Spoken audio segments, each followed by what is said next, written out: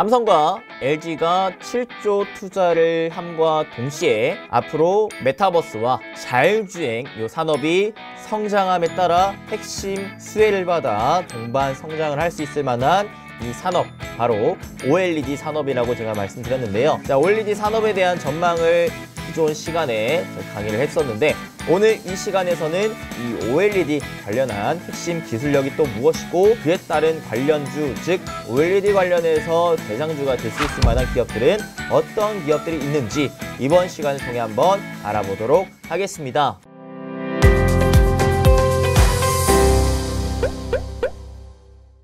네, 여러분들 반갑습니다. 여러분들을 위한 부자TV 행복파트너 이수민 대표입니다. 자, 제가 저번 이 시간대에 뭘 강의를 했었죠? 맞습니다. 바로 OLED 이 산업에 대한 전망에 대한 강의를 했었는데요. 자, 그 강의를 이제 못 보신 분들은 한번 그 강의를 먼저 보고 오셔야 이번 강의가 아주 깔끔하게 이해가 되실 겁니다. 그래서 오늘은요, 그 전망에 대해서는 저번 시간에 했기 때문에 그 부분은 어느 정도 좀 생략을 하고, 자, 2부 강의로서 뭘 할 거냐? OLED가 이제 앞으로 성장함에 따라 어떠한 기술력이 좀 더 핵심 기술력이 될 것인지를 좀 알아내보고, 여기에 관련된 기업들이 어떠한 기업들이 있을지, 즉 OLED 산업이 성장함에 따라 보다 더 크게 성장할 수 있을 만한 기업들은 또 어떠한 기업들이 있는지, 이런 부분들을 오늘 이 시간을 통해서 좀 알아보도록 할게요. 그래서 OLED, 자율주행이 성장할 때도, 메타버스가 성장할 때도 여기에 동반 가장 그 교집합이 될 수 있을 만한 산업으로서 향후 미래가 좀 크게 또 전망이 되는, 성장이 전망이 되는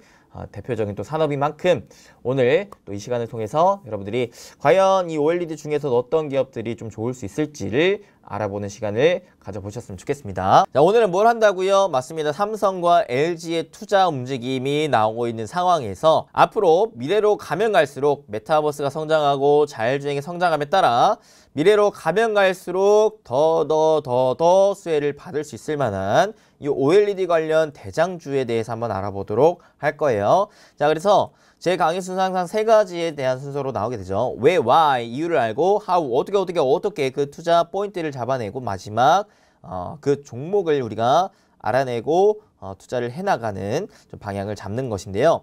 첫 번째, 왜, why, 제가 OLED를 왜 잡아야 된다 그랬습니까? 요 네 가지에 대한 이유가 있었죠. 자, OLED 투자 이유 저번 시간에 했습니다. 첫 번째, 일단은 디지털 뉴딜, 앞으로 이제 4차 산업혁명이 점차 빠른 속도로 다가옴에 따라 디지털 뉴딜이 성장을 해나갈 건데, 메타버스, 자율주행, 스마트폰, IT기기 관련해서 이 산업들이 성장을 함에 따라 거기에 대한 교집합이 될 만한 산업이 바로 OLED였다. 그 다음에 이제 구조적인 성장을 얘기를 했습니다. 기존에는 이제 스마트폰 위주로 탑재가 됐었던 OLED 패널이 앞으로는 노트북, 태블릿, 아이패드, 폴더블까지 점차 이 디스플레이가 커져 있는 디스플레이에 이제 탑재가 될 것이기 때문에 OLED 패널 역시도 수요가 점차 늘어갈 수가 있겠다라는 것을 얘기를 했었죠. 이외에 이제 메타버스, 자율주행과 같은 새로운 아이템 출시로 인한 거기에 또 탑재가 되는 OLED 패널을 생각을 해본다면은 OLED 전체적인 그 침투율이 점차 좀 높아질 수가 있겠다. 그렇기 때문에 OLED는 우리가 성장 산업이라고 생각을 해야 된다라고 얘기를 했었습니다. 그 다음에 이제 성장 산업에서 이 침투율이 보다 더 빠르게 늘어나기 위해서는 어떠한 모멘텀을 우리 확보를 해야 되느냐? 바로 가격이 다운돼야 되고, 그 가격이 다운됐을 때에 기존 산업과의 가격 경쟁력에서 우위를 점해야 된다라고 했습니다. 자, 그래서 이 부분에 대해서 이제 내년 상반기 이후로부터는 감가상각이 나오게 되면서 가격 경쟁력에서 기존 디스플레이였던 LCD와의 경쟁에서의 우위를 점차 좀 잡을 수가 있겠다라는 모멘텀이 나온다라고 그랬고요. 마지막, 삼성과 LG가 이번 하반기부터 해가지고 OLED 관련 7조 원 투자를 진행할 계획을 잡았고, 실질적으로 지금 점진적으로 진행을 하고 있다라고 했습니다. 그 다음에 지금 마지막으로 하나만 더 얘기를 하자면, 여러분 아실지 모르겠지만 내년 1월에 어떠한 또 일정을 앞두고 있느냐? CES 2022 일정이 예정이 되어 있습니다. 자, CES가 뭘까요? 일단은 이게 이제 1월 5일에서 1월 8일 일정이 예정되어 있는데요. CES란 국제 가전제품 박람회입니다. 그래서 1967년부터 미국 소비자기술협회가 주관하는 세계 최대의 가전제품 박람회라고 볼 수가 있겠는데 매년 이제 보통 한 1월쯤에 이게 진행이 됐었어요. 근데 작년에는 오프라인 진행이 안 됐습니다. 왜? 코로나 때문에. 그래서 2년 만에 이제 오프라인으로 열리게 되는 CES이기 때문에 이번 CES 2022에 많은 또 기대를 받게 되겠다라고 볼 수가 있겠는데 보통 애플 같은 경우에서는 이제 신제품 소개할 때 하반기에 애플 따로 이제 발표를 하는데 삼성 같은 경우에서는 통상적으로 요 CES 통해서 신제품을 많이 발표를 했었습니다. 그래서 모바일을 제외하고서도 이제 미래의 기술을 담은 전자 IT 기술을 여기서 많이 이제 발표를 하게 되는데요. 이번 CES 2022의 주요 키워드가 뭐냐? 바로 미래 모빌리티, NFT, 블록체인, 스마트 홈, 그 다음에 디지털 건강 이런 키워드를 주요 핵심 키워드로 잡고 있습니다. 이 키워드 중에서 이제 OLED는 사실 어디서나 쉽게 주목을 받을 수 있을 만한 또 공통적인 요인이기 때문에 OLED가 아무래도 CES 2022 전후로 한번 또 부각을 받을 수 있지 않을까라는 또 생각을 갖고 있고요. 그 다음에 지금 삼성과 LG 디스플레이가 요 CES 2022에서 OLED TV를 또 신제품 출시할 것을 계획을 잡고 있다는 것까지도 얘기가 나오고 있습니다. 최근 아무래도 메타버스가 워낙 또 난리인 만큼 요 OLED가 필요한 이유를 여기서 또 얘기를 할 가능성이 좀 높다라고 생각이 좀 들어요. 그래서 OLED에 대한 투자 이유는 이렇게 좀 잡아드렸고요. 그 다음에 OLED 투자 포인트 어떠한 투자 포인트가 있었느냐를 얘기를 했을 때 이런 것들에 대한 얘기를 했었습니다. 자, 기억이 나실까요? 바로 자 삼성 디스플레이가 이제 LCD에 대한 철수 움직임을 보여주고 있다.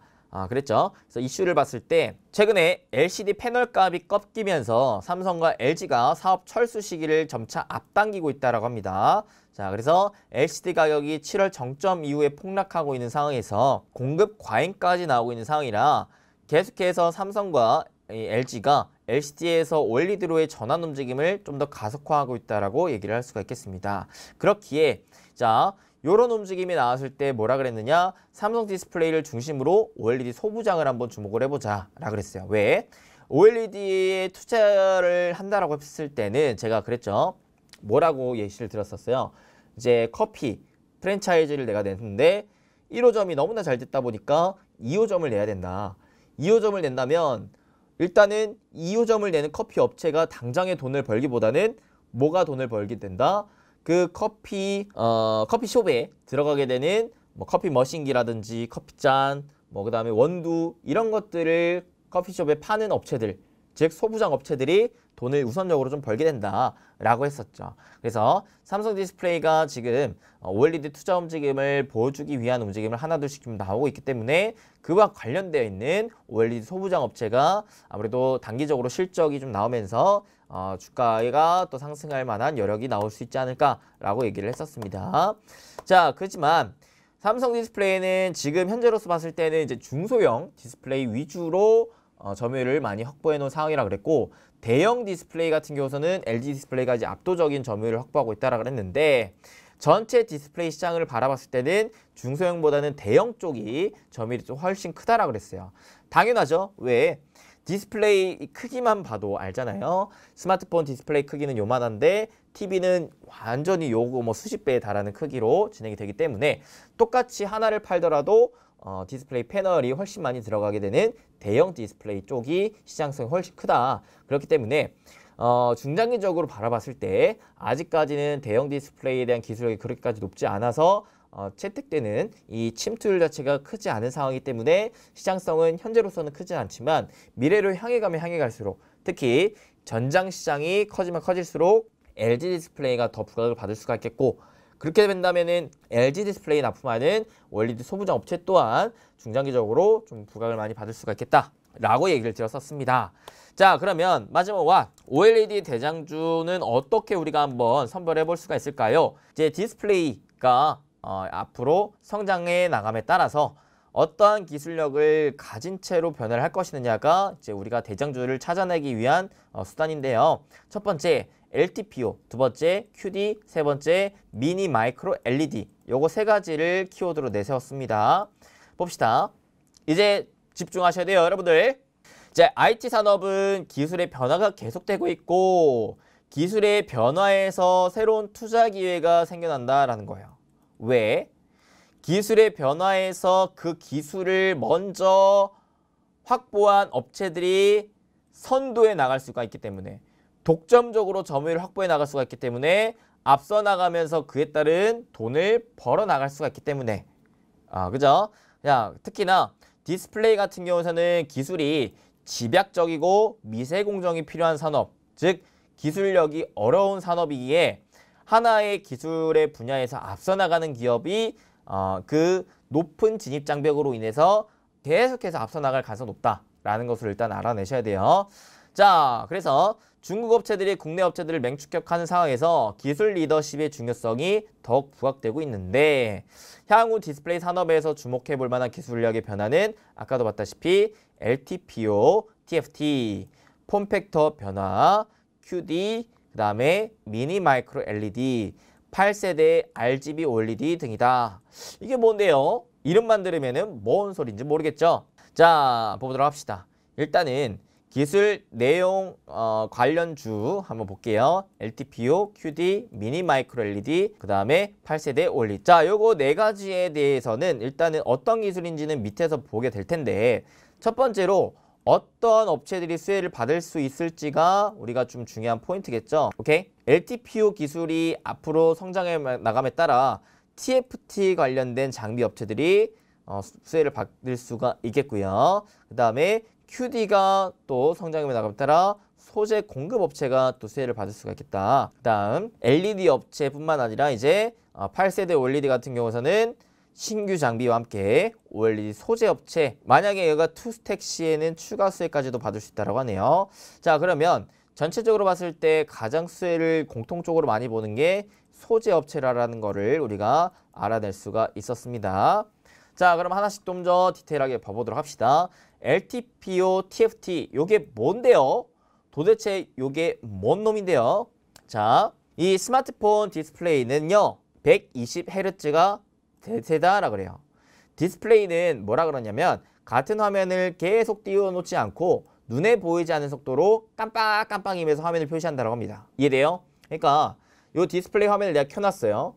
켜놨으면은 요게 그대로 이 화면이 떠있는 채로 유지가 되고 있는 게 아니라 요 화면이 계속 깜빡깜빡깜빡깜빡깜빡하면서 화면을 표시한다고 해요. 오케이? 근데 이게 너무 빠른 속도이기 때문에 육안으로 깜빡임을 체크하기는 좀 어렵다라고 합니다. 통상적인 디스플레이 같은 경우에는 60Hz의 주사율을 갖게 된다라고 해요. 근데 스마트폰에서는 2배가량의 이 주사율이기 때문에 2배 더 빠른 속도로 깜빡깜빡깜빡깜빡인다고 생각을 하시면 돼요. 1초에 120번 깜빡인다고 생각하시면 돼요. 1초에 120번. 그러니까 1초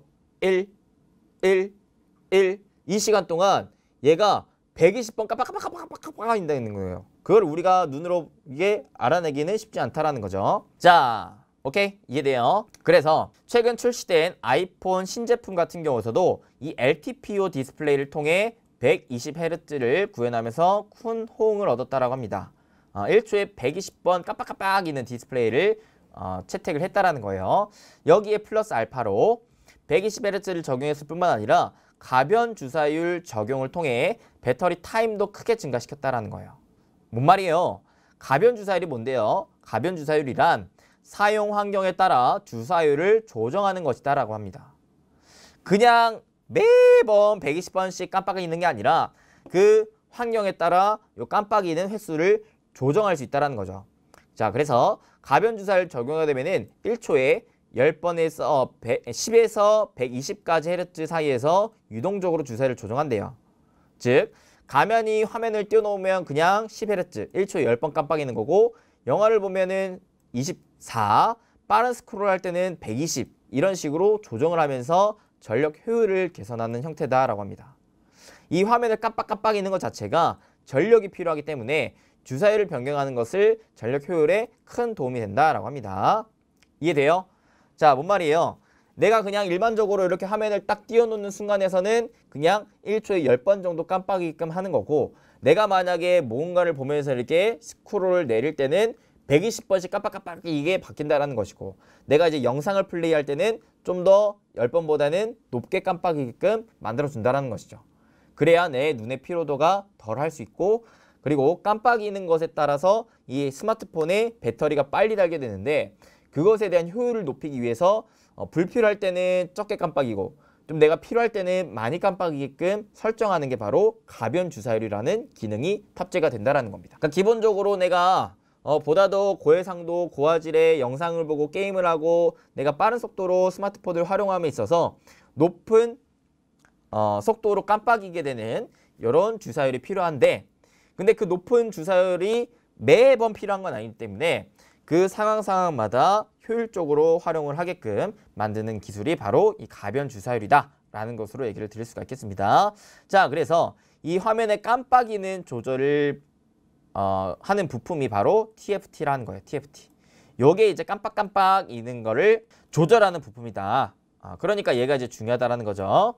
자, 그래서 CPU에서 디스플레이 표현할 화면에 대한 신호를 보내면 어디에서? DDI에서.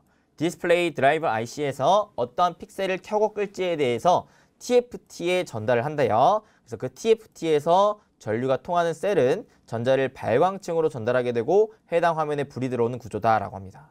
뭔 말이에요? 뭔 말이에요? 뭔 말이에요? 일단은 요 CPU 안에 있는 CPU 칩에서 자 신호를 보내요. 요런 디스플레이를 너가 화면에 띄워 라는 것으로 딱 보내요. 그러면 DDI에서 요거 중에서 어떠한 픽셀을 세부적으로 켜고 끌지를 판단하고 요거를 TFT에 전달을 합니다. 그럼 TFT에서 실질적으로 이제 각각의 픽셀을 켜고 끄고 하는지에 대해서 역할을 수행한다라는 거예요. 오케이.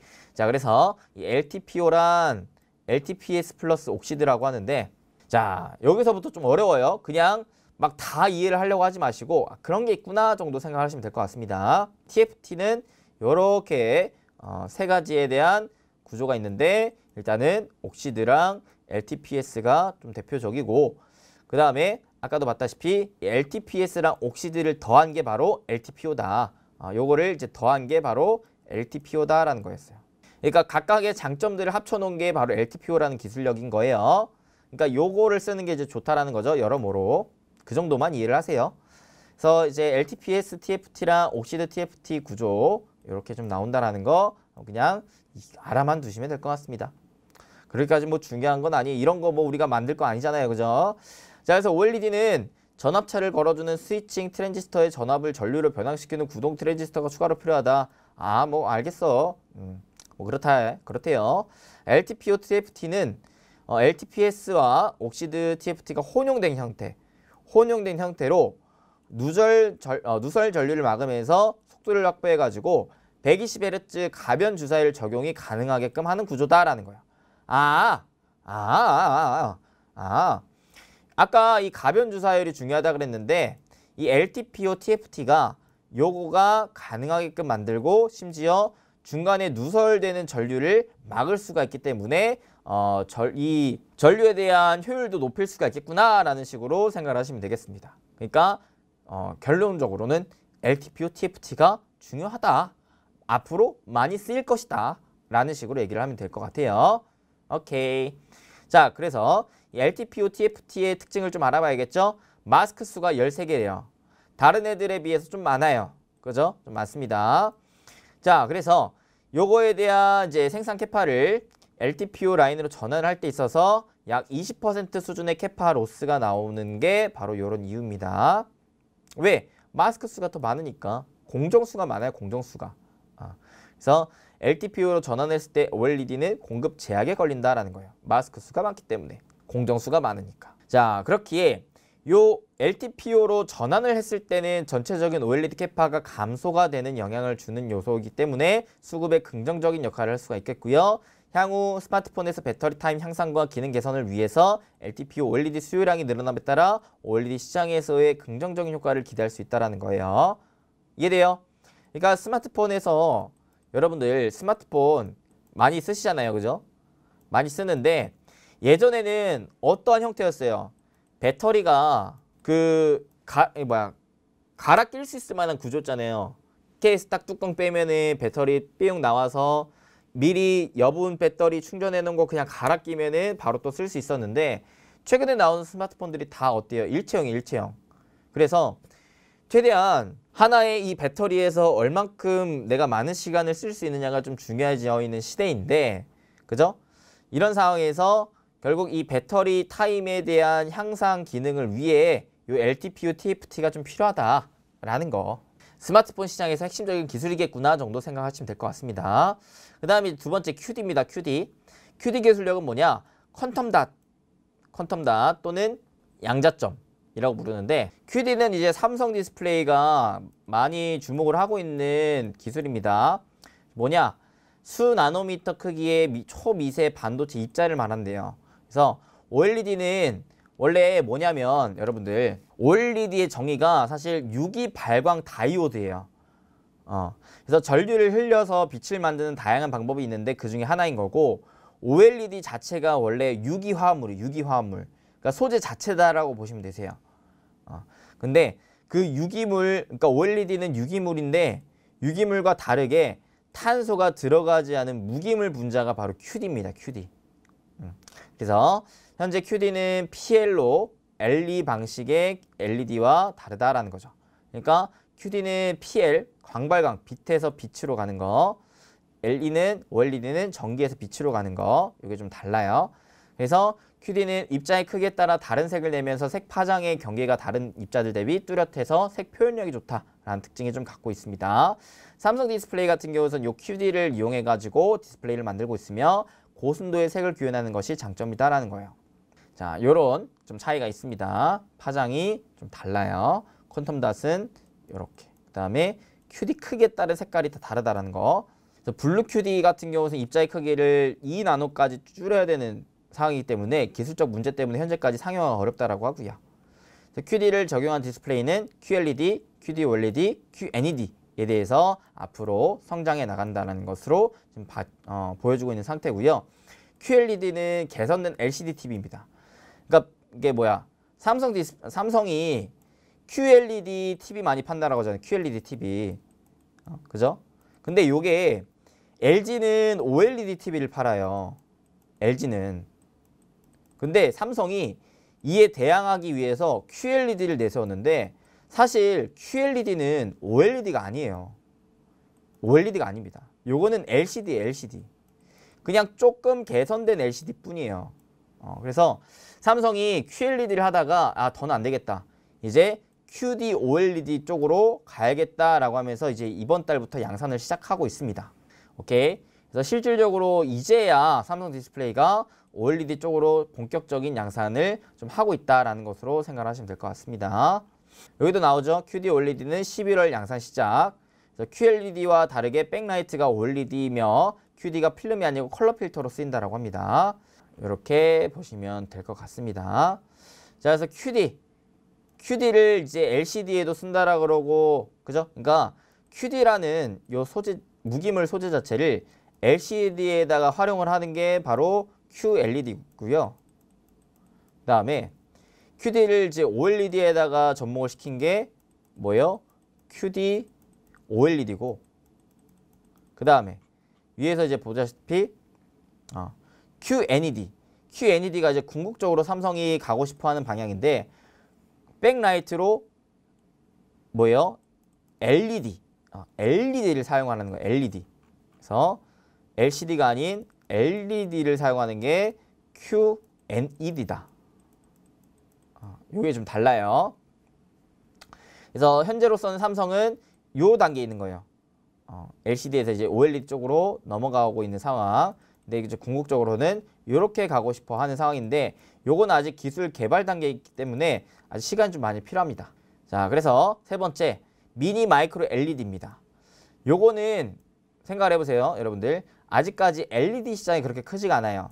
OLED 다음에 LED로 갈 건데 LED는 아직까지는 여러분들이 좀 볼 때가 아닌 것 같습니다. 그래서 삼성도 궁극적인 목표로 가고 있지 아직까지는 뭐 뚜렷한 성과를 내고 있지 않고 있기 때문에 개발 단계이기 때문에 벌써부터 LED를 볼 필요는 없을 것 같은데 그래도 참고만 하시면, 자, LED 같은 경우 소형화를 위한 기술 변화가 계속되고 있다.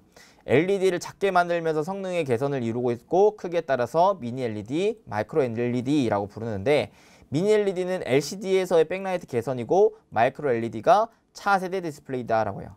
그래서 사실 마이크로 LED가 차세대 디스플레이 얘가 이제 향후 장기적으로 바라봤을 때는 좋은 놈이다 라는 것으로 얘기를 좀 드릴 수가 있겠죠. 자, 그래서 마이크로 LED는 OLED와 같이 이 RGB를 LED로 각각 구현하면서 LED가 백라이트 개념이 아닌 발광체로 사용이 된다. 사이즈 제한이 없고 베젤이 없고 다양한 형태로 제작할 수 있다는 장점이 있다라고 합니다. 작은 LED들이 모여있는 구조이기 때문에 다양한 폴더블, 롤러블 등의 제품으로 구현이 가능하다는 장점도 갖고 있어요. 그러니까 이런 게 있다 정도 생각하시면 될 것 같고요. 결국에는 이런 것들을 쫙 봤을 때 투자 포인트는 크게 두 가지라고 하는데요. OLED 부품 소재 쪽에 투자를 하는 것, 그리고 신기술 도입에 따라 수혜가 기대되는 업체에 투자를 하는 것이라고 합니다. 자, OLED 디스플레이 시장 침투율은 확대될 전망이고 OLED 소재 업체들의 수혜가 가장 클 것으로 예상이 된다고 해요. 왜 그러느냐? 자, 일단은 디스플레이 업체들이 지금 공급 과잉을 의식하던 듯 제한적인 증설을 진행 중이다라고 합니다. 근데요, 이 리포트가 10월에 나온 리포트인데 지금 11월이죠? 한 달 좀 지났죠? 좀 달라졌어요. 뭐냐면 자, 공급 과잉을 의식을 하고 있다. 공급 과잉. 뭔 말이에요? 즉 가격이란 제가 말씀드렸죠. 가격이 올라가기 위해서는 수요가 일단 올라가줘야 되고, 그죠? 공급이 좀 타이트해져야 되는데 여기에서 만약에 수요가 뒷받침되고 있지 않은 상황에서 공급을 늘려버리면 가격이 너무 안 나오기 때문에 내가 아무리 많이 팔아도 돈이 안 남게 되는 현상이 나올 수가 있다는 것이죠. 그래서 이제 디스플레이 업체들의 입장에서 OLED가 물론 수요가 지금 늘어나고 있는 움직임이 나오고 있긴 하지만 이 부분에 대한 아직 확신이 없었어요. 그래서 공급을 확 내가 투자를 하는 것이 좀 제한적이었던 상황이었는데 최근엔 어때요? 최근에 OLED 수요가 많이 늘어나고 있죠. 일단은 기본적으로 스마트폰에서 나오고 있고 그 다음에 앞으로 노트북, 태블릿, 폴더블 수요가 늘어남에 따른 또 수요가 기본적으로 나오고 있고 구조적인 성장이 나오고 있음과 동시에 새로운 모멘텀, 메타버스와 자율주행에 대한 모멘텀까지 이제 붙어주면서 이제는 수요가 이제 폭발적으로 늘어날 것이 기대가 되고 있기 때문에 어때요?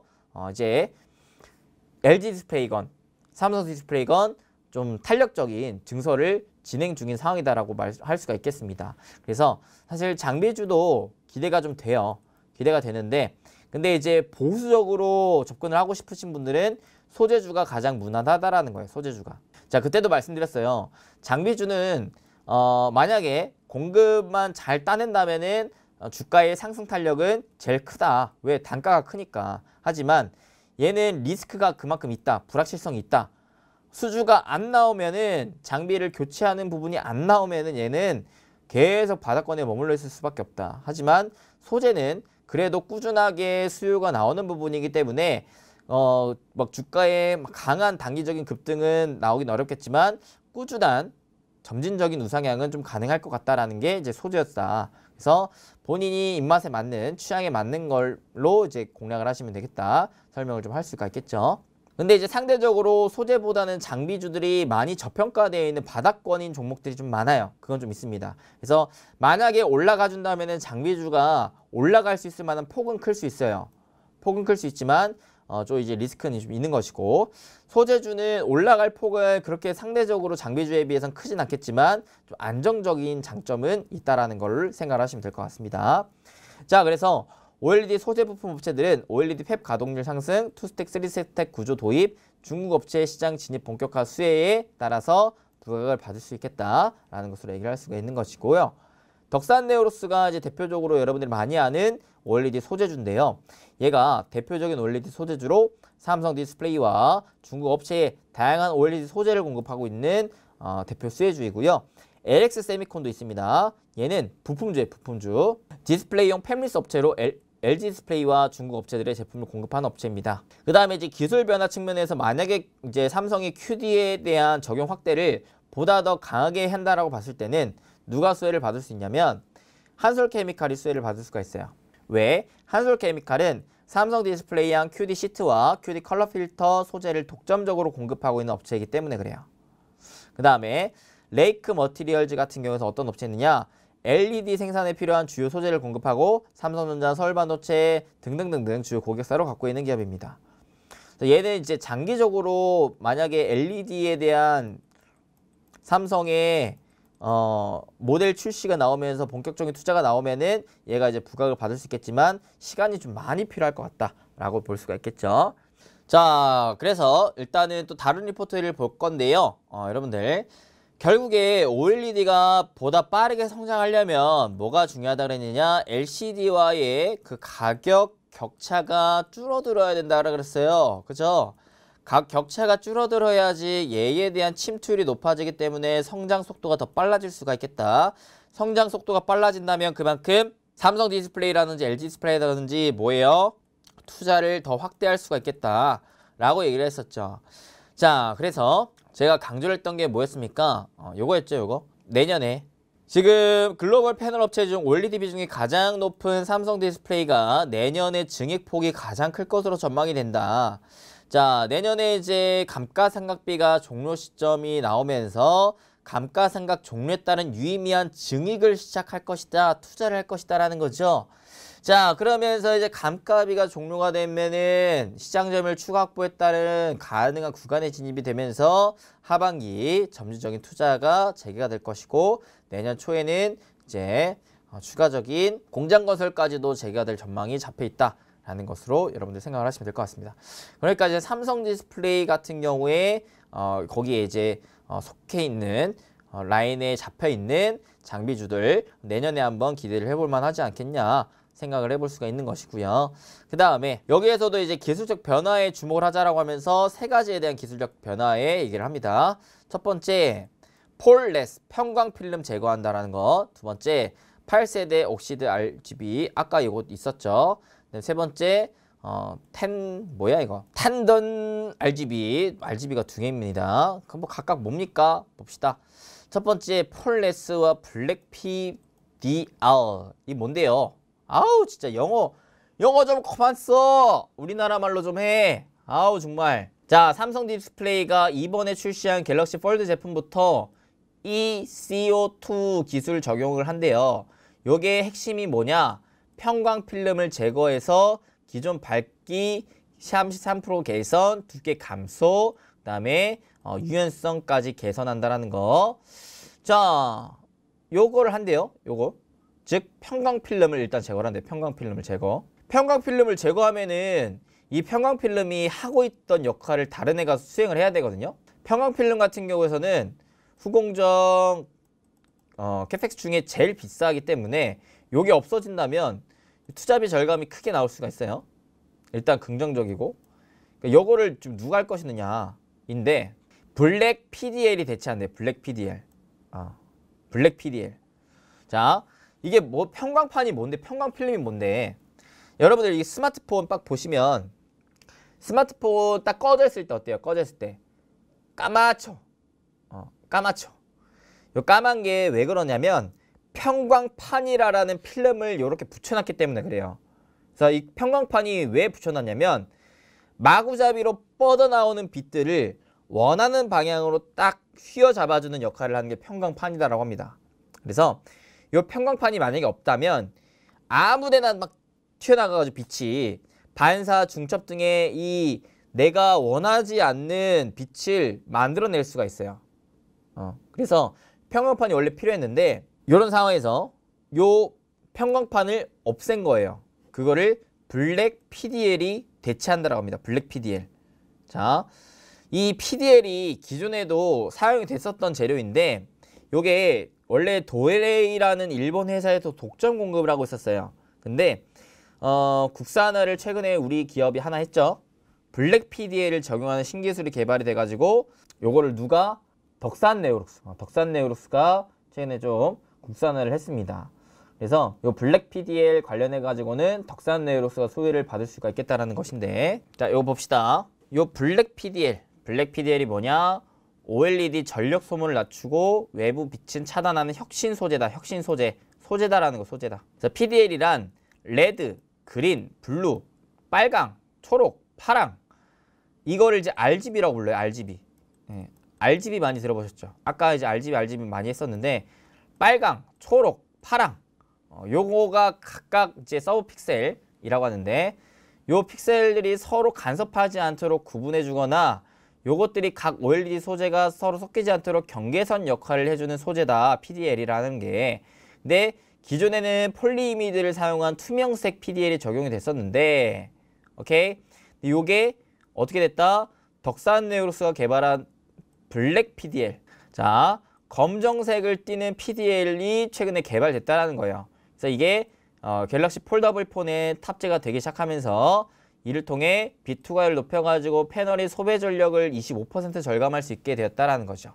그래서 이번 블랙 PDL을 쓰게 되면서 세계 최초로 편광판을 없앤 무편광 OLED 패널을 상용할 수 있었다라는 것입니다. 자, 그래서 블랙 PDL이 외부에서 들어오는 빛을 흡수해서 편광판 역할을 대신할 뿐 아니라 기존 편광판이 초래했던 전력 소모 문제도 완화시키면서 편광판이 빠지면 패널 두께 또한 축소가 됐다.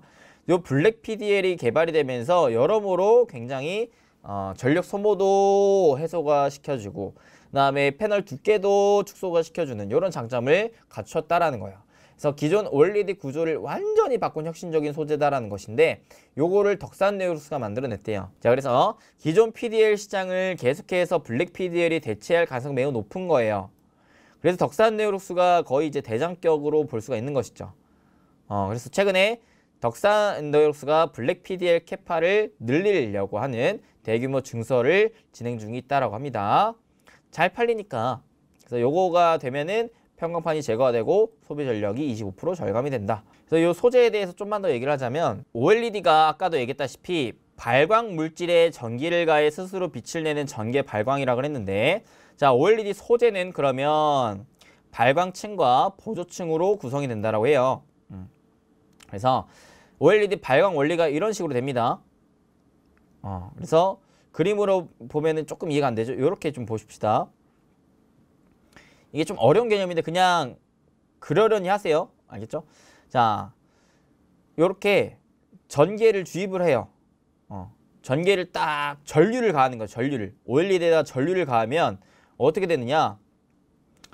자, 와, 이 진짜 어려운 말이 많죠? 저도 어려운데 여러분들 오죽 더 어렵겠습니까? 그러니까 전류가 이렇게 이동이 되면서 결국에는 빛을 내게 되는 건데 결과론적으로는 보면 자, 전류를 딱 가게 됐을 때 음극, 마이너스 극에서는 전자, 양극에서는 전공이 각각 주입돼서 발광층에서 만나게 된대요. 그래서 이 전자와 전공의 결합체를 여기자라고 부른다고 합니다.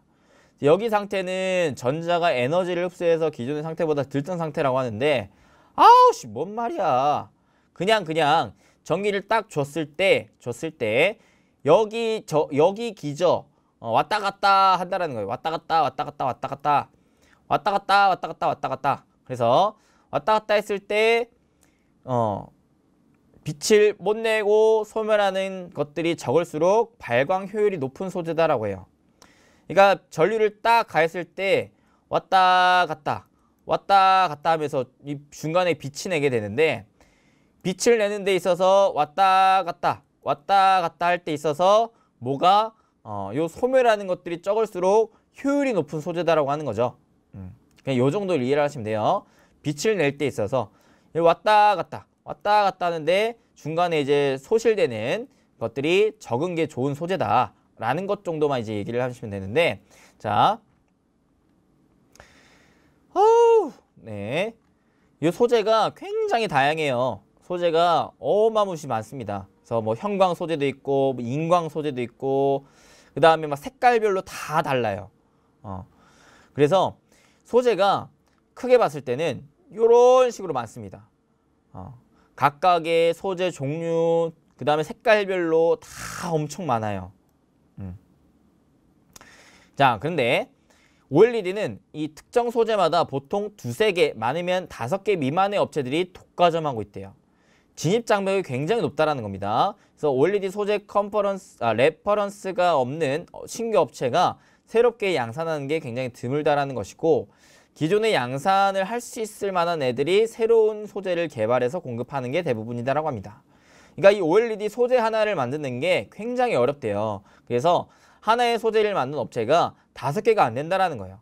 거의 뭐 한두 개 업체들이 거의 뭐 독과점으로 이제 판매를 하게 되는데, 새로운 업체가 뛰어드는 게 어려운 만큼 기존 업체들이 거의 독식을 하고 있고요. 그리고 기존 업체가 이제 새로운 소재를 만드는 이런 구조로 가고 있다는 거예요. 오케이. 그래서 이 소재 쪽은요, 확실히 기존의 점유율을 확보해 놓은 업체들이 계속해서 돈을 벌어들일 가능성이 매우 높은 산업의 구조다라는 것으로 여러분들이 생각하시면 되겠습니다. 자, 그랬을 때 이제 레드, 그린 관련한 소재가 기존의 유니버설 디스플레이, 즉 UDC가 독점하고 있대요. 근데요, 삼성 디스플레이가 요 UDC에 지불하는 로열티만 수천억 원에 달할 정도로 얘가 완전히 그냥 독식하고 있는데, 이런 독점 구조를 깨기 위해서 다른 업체들이 기술 개발을 하고 있다. 근데 아직까지는 시간이 더 소요될 것 같고, 요 UDC의 독점 공급이 지속될 것으로 예상이 된다라고 하는데, 요거에서도 알다시피 이 OLED 소재 업체들이 이 핵심 특허를 누가 갖고 있느냐, 그리고 요거 관련한 IP 확보를 위해 연구개발을 지속 확대하는 이유다라고 합니다.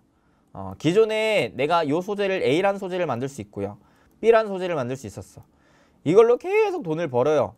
그러면 새로운 소재를 만들기 위한 기술 개발에 요걸 번 돈으로 또 투자를 한다라는 거예요. 약간 반도체 같죠?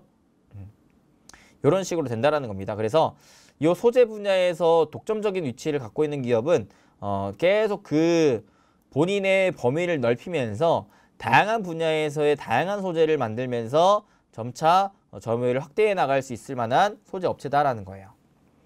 자, 근데 최근에 이 국내 업체들의 성장이 굉장히 눈에 띕니다. 대표적인 게 덕산네오루스라는 거예요. 덕산네오루스.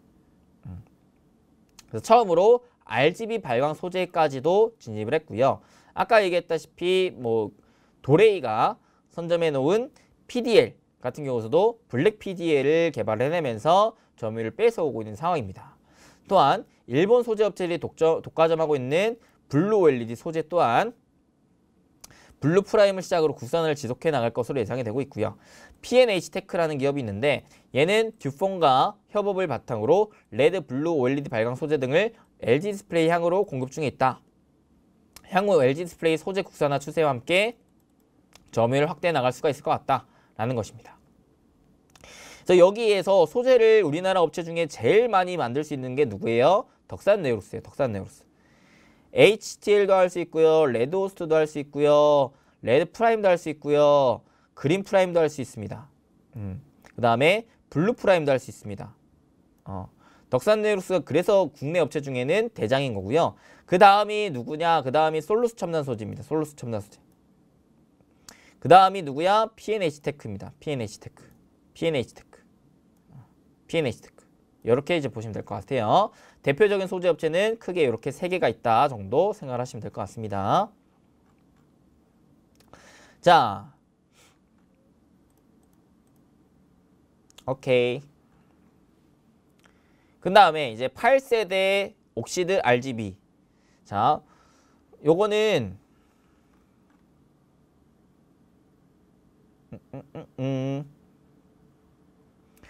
자, 8세대 개발 완료된 장비가 없어요, 지금. 그래서 요게 글라스 한 장에서 생산할 수 있을 만한 패널의 수를 많이 좀 늘리기 위해서 진행을 하는 기술인데요. 이런 식으로 수직 증착 방식을 이제 도입을 하면서, 근데 요거 관련해 가지고 초기에는 옥시드로 투자를 진행을 하는데 중장기로 이제 LTPS-O 장비 개발에 집중이 될 것이라고 합니다. 그러니까 결국에는 요거 기술력으로 인해서 향후에 수혜를 받을 수 있을 것은 중장기적으로 LTPS-O 장비를 개발한 업체다라고 하죠. 아까 이제 LTPS, LTPO 요거 한번 우리가 스마트폰 시장에서 핵심적인 기술력으로 부각이 되고 있다라고 했는데, 요 이제 8세대 옥시드 RGB에서도 결국에는 요거 수혜를 받을 수 있겠다라는 것으로 우리가 알 수 있는 것이에요. 자, 그랬을 때 요거 장비 만드는 업체 대표적인 게 누가 있느냐? 우리나라 업체 중에 AP 시스템, 그 다음에 선익 시스템, 얘네 둘이 있어요. 아, 이해가 돼요? 그러니까 주요 핵심적인 기술력 2개에서 궁극적으로 수혜를 받을 수 있을 업체가 LTPS-O 장비 만드는 업체인데, 대표적으로 AP 시스템 있고 써니 시스템이 있다. 중장기적으로 수혜를 받을 수 있을 만한 업체다라는 것이고요. 그다음에 세 번째 요거 기술력 같은 경우에 RGB 유기재를 2개로 쌓아갖고 화면 밝기 수명 개선을 한다라고 하는데 이미 LG 디스플레이는 적용했고요. 삼성 디스플레이가 연구개발 진행 중이다라고 합니다.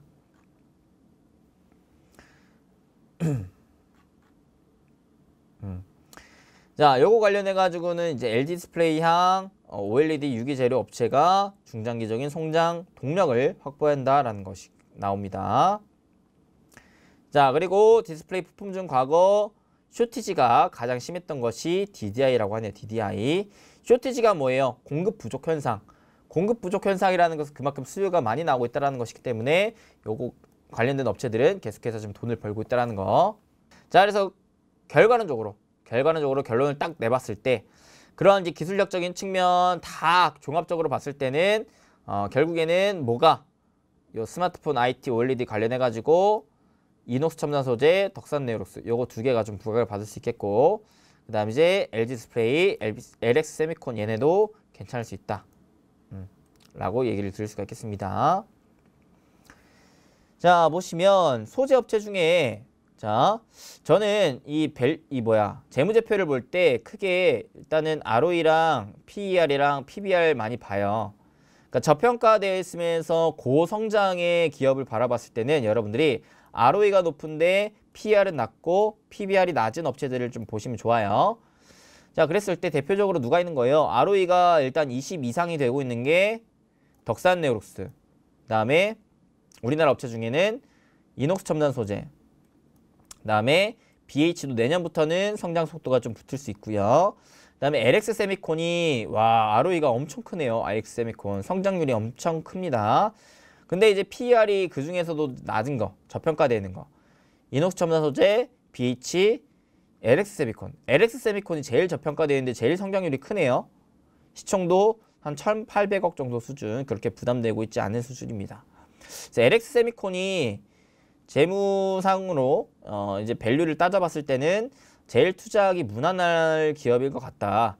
그 다음에 이제 이녹스 첨단 소재랑 BH도 괜찮을 것 같다. 근데 실질적인 기술력적인 대장은 덕산 네오록스가 좀 대장이긴 하다라고 볼 수가 있겠죠. 하지만 그래도 지금 PER 봤을 때는 다른 애들에 비해서 좀 평가 자체가 싼 건 아니다라고 좀 볼 수가 있을 것 같습니다.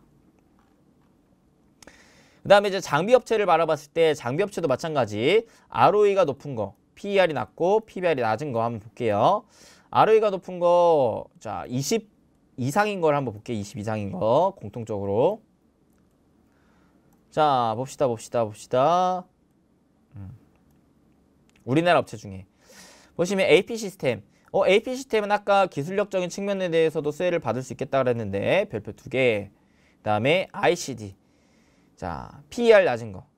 PER, ICD가 제일 싸요. ICD가 제일 저평가되어 있습니다.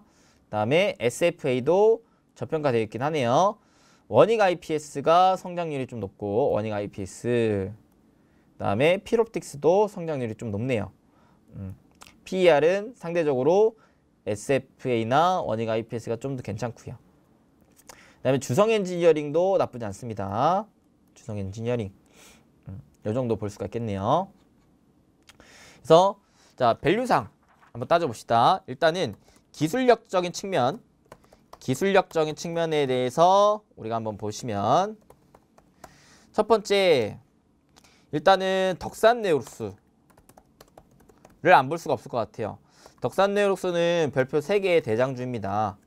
근데요, 지금 잡기에는 좀 비싼 감이 없지 않아 있어요. 떨어지면 잡을 수가 있을 것 같죠. 얘는 뭐라 그랬어요?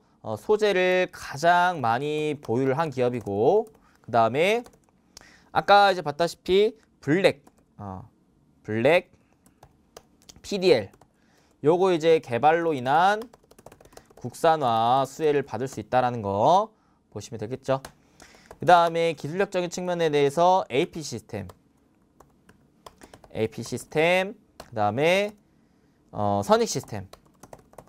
얘네들은 아까 뭐였어요? 둘 다 LTPO, LTPOS, LTPO 요거 관련 수혜로 인해서 장비 기업. 그 다음에 아까 기술력적인 측면에 대해서 또 부각을 아까 받았었던 게 뭐였었죠? 소재업체 중에. 자, 소재업체 중에서는 뭐가 있었냐? 어디 갔냐? 어디 갔냐? 어디 갔냐? 여기 있었죠, 여기. 자, 솔루스 첨단 소재 어디 갔어? 솔루스 첨단 소재. 그 다음에 P&H 테크, P&H 테크 이렇게 좀 있었습니다. P&H 테크, 솔루스 첨단 소재까지. 그 다음에 LX 세미콘까지. LX 세미콘은 부품주. LX 세미콘. 자, 덕산 네오룩스는 뭐였다? 덕산 네오룩스는 소재였고요. 그 다음에 AP 시스템은 장비고요. 그 다음에 선익 시스템 장비고요. 솔루스 첨단 소재 소재고요. 그 다음에 P&H 테크 소재고요. LX 세미콘 부품입니다. 이렇게 이제 보시면 되겠고, 자, 소재 중에서는 개인적으로는 덕산 네오룩스가 대장이지만 장기적으로 바라봤을 때 P&H 테크도 LG 디스플레이의 성장세가 나옴에 따라 같이 동반 성장을 좀 받을 수 있을 것 같아요. 그래서 LG 디스플레이와의 협업을 좀 기대를 해볼 수가 있는 것이고, 그 다음에 LX 세미콘 같은 경우서는 아까 뭐라 그랬어요? LX 세미콘 여기도 봤죠?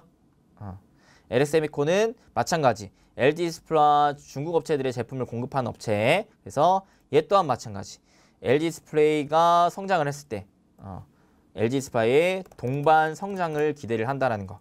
그러니까 얘네들은 좀 장기적으로 봐야 돼. 상대적으로.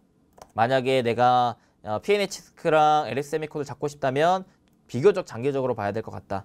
단기적으로는 덕산 네오룩스가 계속해서 수혜를 받을 가능성이 높겠고, 그다음에 장비주들은 혹시라도 삼성 디스플레이랑 LG 디스플레이가 투자를 한다라고 했을 때는 얘네들 좀 수혜를 받을 수가 있겠고요. 솔루스 첨단 소재는 워낙 좀 사업부가 많죠. 동박도 있고. 그래서 얘는 좀 다양하게 섞여 있기 때문에 투자를 하기에는 조금 껄끄러울 것 같습니다. 그래서 얘를 좀 배제하자면 결국에는 기술력적인 측면에 대해서 대장주는 크게 이렇게 5개를 볼 수가 있어요. 기술력적인 측면에 대해서. 그래서 별표를 치자면 얘네도 별표 하나씩 쳐줄 수가 있을 것 같아요. 지금 소재 부품 애들이 그래도 좀 안정적인 흐름을 좀 보여주고 있기 때문에. 그 다음에 저평가 성장주를 대표적으로 본다면 아까 밸류에서 봤을 때 뭐가 있었죠, 여러분들?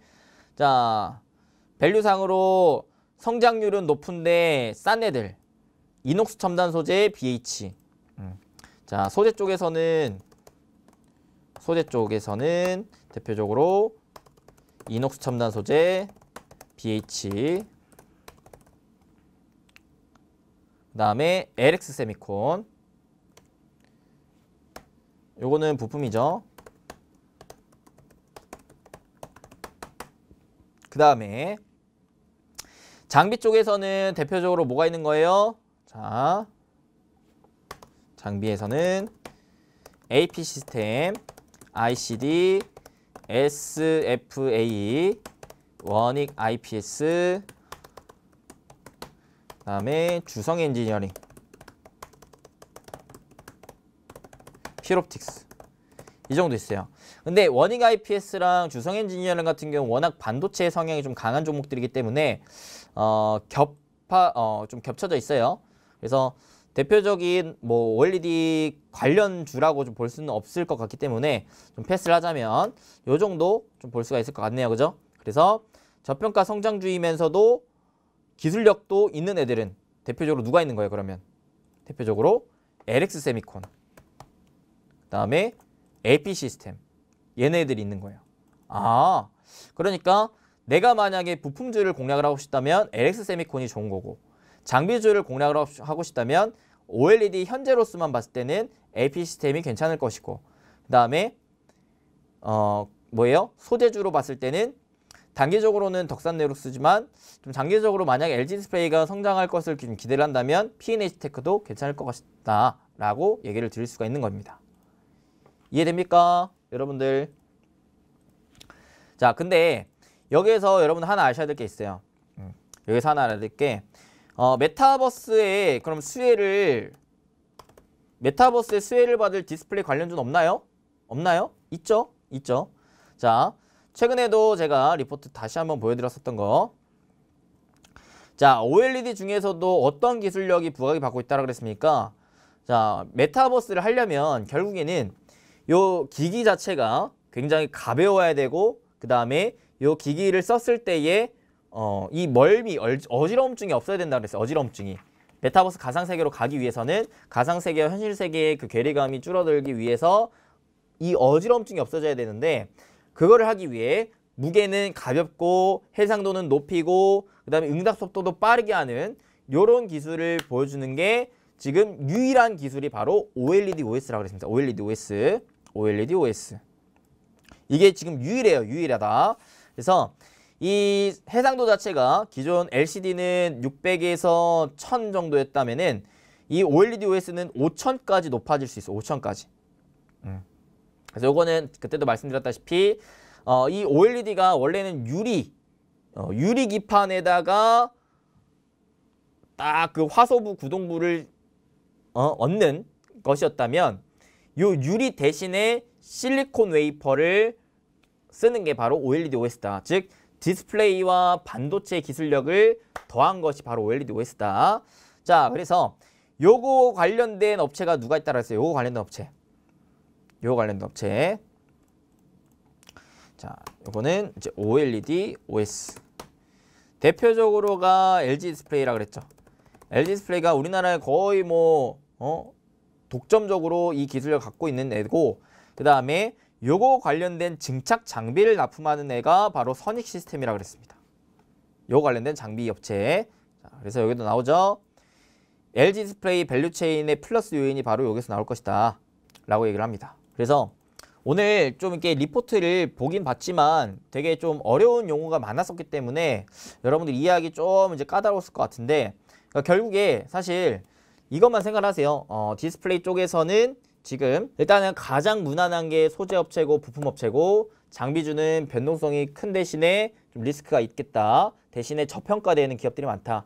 그래서 이 최근에 기술력적인 측면에 대해서 혁신이 나오고 있는 그 공통점들을 쫙 바라봤을 때 결국에는 어떠한 부분이 수혜가 좀 컸었다? 아까 얘기했다시피 소재를 많이 보유한 기업이 덕산 네루스였고, 그 다음에 이제 P&H테크 좀 기대를 해볼 만 했었다. 그 다음에 이제 부품주로 봤을 때는 LX세미콘이 가장 저평가이면서도 LG 디스플레이와의 이제 동반 성장을 기대를 해볼 수가 있을 만한 업체였고, 그 다음에 이제 장비주를 바라봤을 때는 기술력적인 측면이라든지 저평가되어 있는 측면이라든지 AP 시스템 괜찮았지만, 내가 만약에 메타버스와의 흐름까지 좀 기대를 해본다고 했을 때는 선익 시스템 괜찮겠다라고 좀 볼 수가 있었습니다. 이 정도. 그래서 대표적인 대장주 애들 좀 차트를 보시면서 마무리 좀 지어보도록 할게요. 첫 번째 덕산 네룩스. 자, 주봉상을 보도록 하겠습니다. 여러분들 이런 애들은 웬만하면 주봉상 큰 추세를 보면서 보라 그랬죠. 주봉상 큰 추세의 기울기가 점차 가파라지고 있어요. 그렇죠? 그래서 최근의 흐름에서는 이런 식으로 굉장히 가팔라져 있는 모습에서 다시 요 단기적인 추세가 깨지고 중기적인 추세로 좀 내려온 상황이죠. 그러니까 무슨 말이냐면은 요게 단기 상승 추세고 요게 중기 상승 추세고 요게 장기 상승 추세라고 생각하시면 되세요. 오케이? 그렇기 때문에 여러분들이 내가 중기적으로 바라볼 거면 요 중기 추세를 바라보시면 돼요. 그래서 여기 부근에서 지지받고 반등이 나오면은 요런 자리에서 사면 되는 거고, 난 장기적으로 보고 싶다, 좀 더 나는 싸게 사고 싶다 하시면은 이제 여기 45,000원 부근에서 이제 매집하면 되는 것이고, 현재로서도 사실 그렇게 막 싸다라고는 볼 수가 없겠지만 향후 1, 2년을 바라봤을 때는 그래도 투자를 해볼 만한 가격대이긴 하다. 한 여기 55,000원 부근. 만약에 내가 여기 샀는데 떨어졌다, 추매를 하고 싶다 하시면은 45,000원 부근에서 추매를 하면 되겠다 말씀드릴 수가 있겠죠. 그 다음에 AP 시스템. 자, AP 시스템은 어때요? 야, 이거 차트 깨졌죠? 그죠? 하지만 여기 이제 바닥권 굉장히 여러 차례 언제부터? 2018년도부터 약 3년 동안 계속해서 여기는 깨지 않았다, 여기는 깨지 않았다, 여기는 깨지 않았다 하면서 계속 강한 지지를 받아줬던 라인 부근에 지금 자리 잡고 있습니다.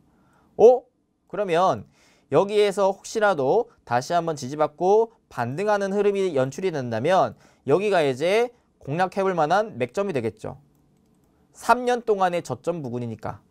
오케이. 그러다가 만약에 올라간다면 요게 이제 3만원 부근의 고점 형성이 계속해서 있었기 때문에 3만원 이상부터는 비중을 줄여나가면서 수익 실현하시면 되겠다 생각이 좀 듭니다.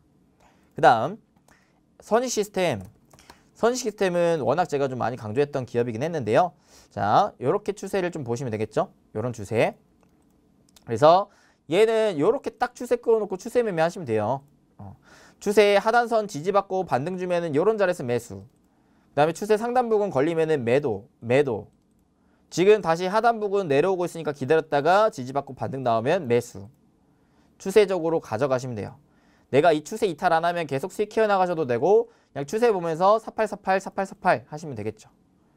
오케이. 그 다음에 P&H테크. 자, P&H테크는 차트가 좀 보기가 까다롭긴 하네요. 얘는 그죠? 좀 까다롭습니다. 요거 봐야 될 것 같아요. 거래량이 빵 터졌을 때의 요 의미 있는 고점. 여기가 강한 지지가 될 겁니다. 강한 지지가 될 거예요. 그래서 여기를 뚫어 올린 이후로부터 가장 또 최고점을 찍었었던 때가 또 2차적인 강한 저항이 될 거고. 자, 그러면 여기가 강한 지지, 요 위에가 강한 저항이라고 생각하시고 요 박스권 매매하셔도 되시고 아니면은 내가 요 하단 부분에서 모아가다가 상단 뚫고 올라간 다음에 그때부터 수익 키워나가겠다 생각하셔도 되겠죠. 왜? 아직 뭐 밸류상 그렇게 비싼 포지션은 아니니까.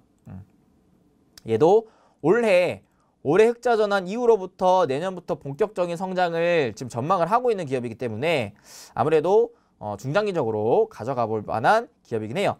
차트만 봤을 때는 얘가 너무 비싸 보여요. 하지만 아까 우리가 밸류 봤죠.